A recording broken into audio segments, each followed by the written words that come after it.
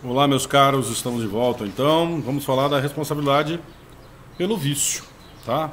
Muito rapidamente aqui, para a gente não se estender demasiadamente, afinal de contas, isso aqui é para ser uma revisão, né? Então, nós já vimos que há uma distinção de tratamento, e aí, quando se fala da responsabilidade pelo vício, o artigo 18 do CDC, na responsabilidade pelo vício do produto, ele traz a expressão: os fornecedores de produto de consumos duráveis e não duráveis respondem solidariamente pelos vícios de qualidade, quantidade, que os tornem impróprios ou inadequados ao consumo, a que se destinam ou lhes diminuam o valor, assim como por aqueles decorrentes da disparidade com as indicações constantes do recipiente, da embalagem, rotulagem ou mensagem publicitária, respeitadas as variações decorrentes de sua natureza, podendo o consumidor exigir a substituição das partes viciadas. E aí o parágrafo primeiro dá um prazo de 30 dias para que o fornecedor repare os vícios, tá? Então, vamos ver de regra aqui, tem uma série de um rol aqui de exemplos de situações em que o produto será considerado viciado. A responsabilidade aqui também é objetiva e deve o fornecedor reparar o vício no prazo máximo de 30 dias, podendo as partes pactuar em um outro prazo, de forma separada, em destaque, com a anuência expressa do consumidor, quando houver essa pactuação referente ao prazo, tá? Aí, se o vício não for sanado no prazo, então o consumidor pode exigir alternativamente, qualquer uma dessas alternativas. Ele não precisa esgotar a possibilidade de uma para seguir para outra, enfim. Então ele pode pedir a substituição do produto por outro da mesma espécie em perfeitas condições de uso, a restituição imediata da quantia paga monetariamente atualizada, sem prejuízo de eventuais perdas e danos, e o abatimento proporcional do preço, tá? A reparação dos danos sempre é possível em qualquer situação. E aí o parágrafo 2º fala que as partes poderão convencionar a redução ou ampliação desse prazo, né, não podendo ser inferior a 7 nem superior a 180 dias. E o parágrafo 3º diz que o consumidor pode fazer uso imediato das alternativas dos incisos 1, 2 e 3 do parágrafo 1º, sempre que, em razão da extensão do vício, a substituição das partes viciadas puder comprometer a qualidade, né, ou as características do produto. Então, se o reparo não vai deixar o produto como novo, né? Então, nessas situações, ele já pode fazer uso imediato das alternativas. E também quando se tratar de produto essencial, tá? Então, sempre que o consumidor tiver um produto essencial para a sua vida cotidiana, ele pode fazer uso imediato das alternativas constantes do parágrafo 1º, tá? Na realidade, na prática, isso é muito difícil acontecer de forma pacífica, né? Chegar a comprar um telefone celular, uma máquina de lavar roupa, dei uma deixa, hein? E ela apresentar um vício, né? Se você for até a loja, ela vai dizer que ela tem 30 dias para encaminhar isso para assistência técnica e para reparar o vício. Muito bem. Tendo o consumidor optado pela alternativa do inciso 1, parágrafo 1º deste artigo, e não sendo possível a substituição do bem, poderá haver a substituição por outro de espécie, marca, modelo diferente, havendo a restituição de valor se pagou a mais, ou havendo a complementação por parte do consumidor se o produto é mais valioso do que aquele que ele quer substituir. No caso do fornecimento de produto in natura, será responsável o fornecedor imediato, exceto quando identificado claramente seu produtor, né? Também é um caso de responsabilidade subsidiária aqui. Sempre que for possível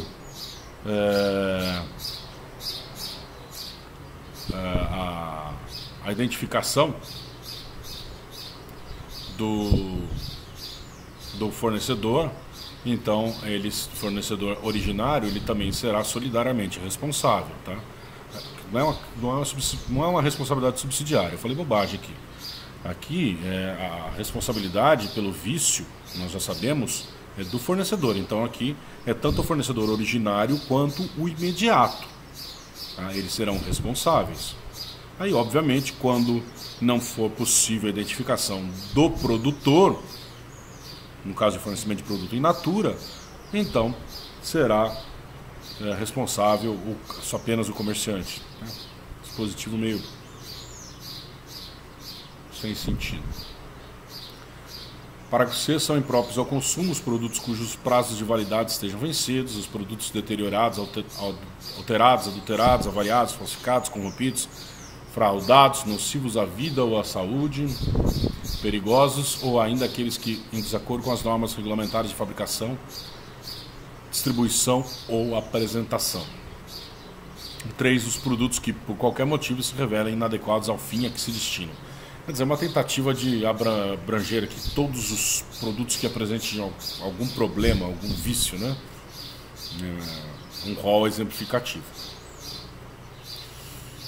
Aí o artigo 19 trata da responsabilidade pelo vício de quantidade, e nesse caso aqui as alternativas conferidas ao consumidor são imediatas, não há necessidade de esperar 30 dias, além daquelas alternativas previstas no artigo 18, também pode o consumidor exigir a complementação do peso ou medida. Parágrafo 2º diz que o fornecedor será responsável quando fizer a pesagem ou a medida e o instrumento utilizado não estiver aferido segundo os padrões oficiais. Então aqui é uma responsabilidade direta do comerciante. No artigo 20 nós temos a responsabilidade pelo serviço, né? A responsabilidade pelo serviço também é de todos os fornecedores, também é objetiva. Que vícios de qualidade, ou os que o tornam impróprios ao consumo, ou lhes diminuam o valor, assim como por aqueles decorrentes da disparidade, com as indicações constantes da oferta ou mensagem publicitária, podendo o consumidor exigir alternativamente a sua escolha. Aqui eu vou me ater ao caput para fazer um comentário. A gente vê que em todos esses dispositivos, tanto de responsabilidade pelo fato quanto de responsabilidade pelo vício, a informação está presente, né? O direito à informação está presente, porque toda vez que houver uma disparidade entre aquilo que está sendo ofertado, anunciado, utilizado em publicidade e aquilo que realmente é entregue ao consumidor, esse produto pode ser considerado viciado, ou esse produto ou serviço podem ser considerados viciados, inclusive e até defeituosos, se forem capazes de causar um dano ao consumidor. Então, quais são as alternativas ao consumidor no fornecimento de serviço? Reexecução do serviço sem custo adicional, restituição imediata da quantia paga monetariamente atualizada, sem prejuízo de eventuais perdas e danos, e abatimento proporcional do preço. Essas alternativas são conferidas ao consumidor tão logo seja verificada a existência do vício. Não é necessário que o consumidor espere 30 dias para que o vício seja reparado.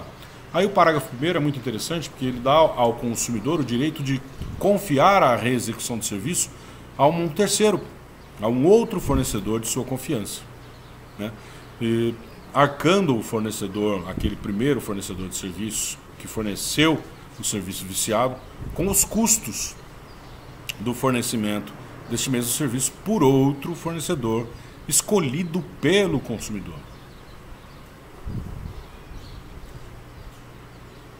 Eu vou pular já para o artigo 21 aqui. No fornecimento de serviço que tenha por objetivo a reparação de qualquer produto, considerar-se a implícita obrigação do fornecedor de empregar componentes de reposições originais, adequados e novos, ou que mantenham as especificações técnicas do fabricante, salvo quanto a estes últimos, a autorização em contrário do consumidor. A leitura, a princípio aqui, dá a impressão de que o consumidor pode autorizar o fornecedor a utilizar peças que não tenham as especificações técnicas do fabricante. Mas não é esse o objetivo. O objetivo aqui é o seguinte: é dizer que o consumidor pode autorizar o fornecedor a usar peças que não sejam originais ou peças que sejam usadas desde que mantenham as especificações técnicas do fabricante. Muito bem? Artigo 22 fala dos serviços públicos, né? Os órgãos públicos por si, as suas empresas concessionárias, permissionárias ou sob qualquer outra forma de empreendimento são obrigados a fornecer serviços adequados, eficientes, seguros e quanto aos essenciais contínuos. Nos casos, parágrafo único, nos casos de descumprimento total ou parcial das obrigações referidas neste artigo, serão as pessoas jurídicas compelidas a cumpri-las e a reparar os danos causados na forma prevista neste Código. Bom, aqui a responsabilização pela prestação de serviços públicos, já falei bastante para vocês sobre isso e da resistência da doutrina e principalmente da jurisprudência em aplicar o CDC à prestação de serviços públicos. Aqui é uma restrição à aplicação do CDC, principalmente pela jurisprudência, aos serviços públicos custeados por tarifa, por preço público e não por tributo. Porque dizem que entendem que serviços custeados por tributo são afetos a outra esfera de relação jurídica, a esfera das relações tributárias, do direito administrativo, enfim, pura e simplesmente assim. Então parece assim, enquanto o serviço é prestado pelo Estado e remunerado por taxa, não se aplica o CDC. A partir do momento que o serviço é concedido e é prestado pelo particular, aí pode, né? Então, parece que o Estado diz o seguinte: olha, aplica o CDC quando não for para mim. Muito bem? Enfim, é esse o entendimento predominante. Embora também existam aí serviços remunerados por tarifa e preço público prestados diretamente pelo Estado e não por concessionários, tá? Bom, feitas essas considerações, eu gostaria de falar para vocês o que a jurisprudência tem falado sobre serviços essenciais. Fornecimento de água e energia elétrica, basicamente. Eu posso suspender por falta de pagamento? A jurisprudência tem se consolidado no seguinte sentido: se os débitos forem pretéritos antigos, normalmente anteriores a 3 meses, não é possível a suspensão, porque a suspensão se configuraria como uma forma abusiva de cobrança, uma forma de cobrança que afeta o consumidor na sua moral, né? na sua dignidade, né? Seria um excesso do exercício do direito de cobrança, um abuso praticado pelo fornecedor. E o fornecedor tem meios jurídicos para cobrar as dívidas dos consumidores. Mas para os últimos 3 meses isso seria possível, porque isso também precisa existir para garantir ao fornecedor que consiga prestar o serviço essencial, porque se não isso não for assim, haveria uma inadimplência exagerada que prejudicaria o fornecedor, inclusive na qualidade dos serviços prestados. Muito bem? Além dessa situação, a jurisprudência tem entendido que não é possível a suspensão de fornecimento por dívida de consumidores em situações excepcionais, como pessoas doentes, pessoas em situação de miserabilidade, ou de consumidores de unidades públicas, né? Por exemplo, escolas, postos de saúde que estejam em débito, por exemplo, com fornecimento de água ou energia elétrica. Aí não é possível a suspensão do fornecimento a esses aparelhos públicos, tá? Bom, além disso, existe uma outra questão interessante que diz respeito às fraudes nos medidores. É comum, quando é identificado unilateralmente a fraude no medidor, o fornecedor suspender o fornecimento de serviço pela existência de dívida que ele apura unilateralmente referente ao período, né, o período em que supostamente teria o medidor funcionado de forma incorreta pela fraude causada nele, né? Então, causou uma fraude no medidor, ele não mediu corretamente, existe uma dívida em razão disso. E aí suspende-se o fornecimento. Um entendimento praticamente pacífico no STJ que não é possível a suspensão nessas situações, porque a fraude no medidor é apurada de forma unilateral, tá? Então, unilateralmente pela concessionária de serviços públicos. Se por outro lado houver essa apuração de alguma forma em que se dê, é difícil de imaginar uma situação em concreto, mas com a participação do consumidor na análise dessa fraude, né? E aí então poderia haver a suspensão em caso de inadimplência do valor apurado no período em que o medidor manteve-se quebrado ou adulterado. Muito bem? Artigo 23. A ignorância do fornecedor sobre vícios de qualidade, por inadequação dos produtos e serviços, não exime de responsabilidade. A responsabilidade é objetiva aqui, mesmo no caso da responsabilidade subjetiva, esse artigo se aplica no sentido de que a ignorância em si não é causa excludente. 24. A garantia legal de adequação do produto e serviço depende de termo expresso, vedada a exoneração contratual do fornecedor. Muito bem.